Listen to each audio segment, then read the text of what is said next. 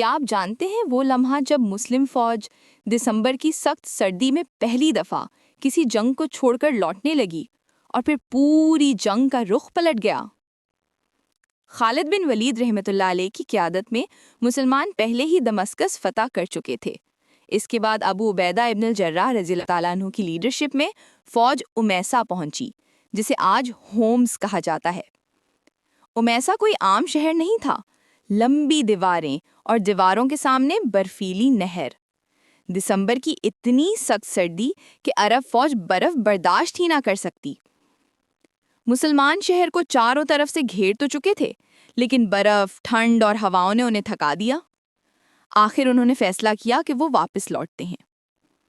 یہ تاریخ میں پہلی دفعہ تھا کہ مسلمان کسی جنگ کو چھوڑ کر پیچھے جا رہے تھے۔ یہ دیکھ کر امیسا کا جنرل ہنسنے لگا۔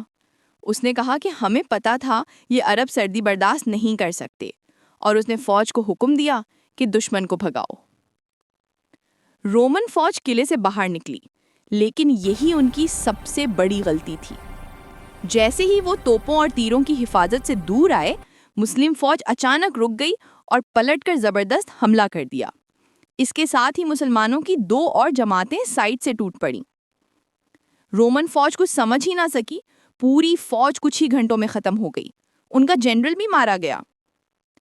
مسلم پلاننگ دیکھ کر سب کہنے لگے، یہ مشورہ ضرور خالد بن ولید کا ہوگا۔ ابو عبیدہ واپس قلعے کی طرف آئے۔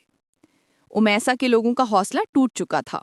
انہوں نے گیٹ کھول دیے اور شہر نے مسلموں کے سامنے سرنڈر کر دیا۔ یہ تھی امیسا کی برفیلی جنگ، جہاں برف سے تھک کر لوٹتی فوج نے ایک ہی پل میں فتح کا رخ بدل دیا۔